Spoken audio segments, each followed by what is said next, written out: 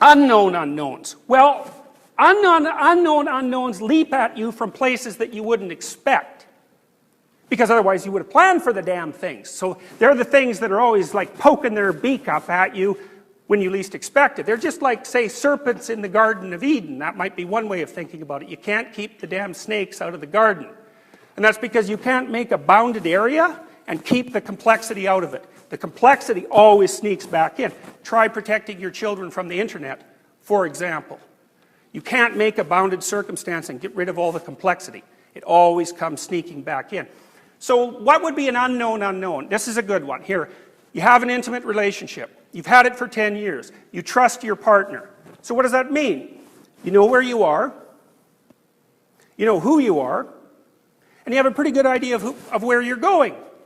And then one day you'll find out that your partner has been cheating on you, not with one person, but with 3 people. And for the whole 10 years. Well, hypothetically, that comes as a shock. Although you may have ignored many intimations that such might be the case. Irrelevant. Let's say it comes as a shock. Well, what happens to you? Well, you don't know where you are.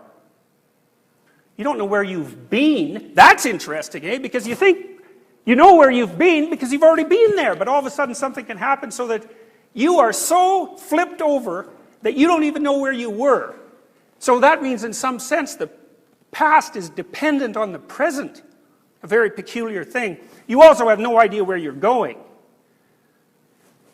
In terms of not knowing where you are, that's deep, eh? Because you might think, well, I thought I was in a marriage. That turns out to be wrong.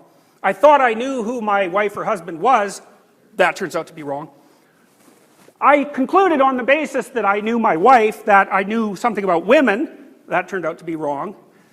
I thought I was in a relationship with someone I could trust. That is wrong. I don't know enough about trust. I'm obviously too gullible. And so what that does is throw virtually everything that's ever happened to me in severe doubt, right? That's the emergence of chaos. And that's this. Sometimes you're going from point A to point B, and something you don't expect manifests itself in the middle of your plan, but it's not such a catastrophe because you can just work around it. And then sometimes something pops up and like you just do not have a plan anymore. And so then you might ask yourself, just exactly where are you when you don't know where you are? And I would say, that's a place. And it's actually a place that's well documented in classic religious and mythological stories. That's chaos. The Taoists, for example, they believe that the world is made out of chaos and order. Well, order, that's where you are when what you do gets you what you want. Chaos. That's where you are when you have no idea what's going on. And you might ask, well, is there a way that you should act when you're in chaos? And the answer to that is, there better be, because it's a place you're going to visit several times during your life. And everyone visits that. That's why it's an archetypal story. That's the descent to the underground. The underground is that horrible place that lurks underneath all of our presuppositions. It's the frigid lake underneath the thin ice that everybody's skating on. And it's something that can manifest itself at any moment. That's partly why in the Taoist symbol, the black paisley is chaos, by the way, and the white paisley is order. In the order paisley, there's a little black dot. Well, that's because order can turn into chaos, and does, at any moment. And the reverse is also true. Chaos can turn into order at any moment. And insight will do that for you.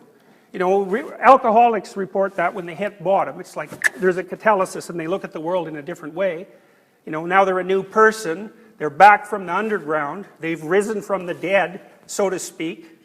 You know, and it's partly because what looks like your right hemisphere is pretty good at inferring patterns in novel and chaotic places. It's kind of keeping track of things that happen to you that are anomalous. And it makes alternative maps of the world that are there for you to rely on, at least to some degree, if that ever becomes necessary.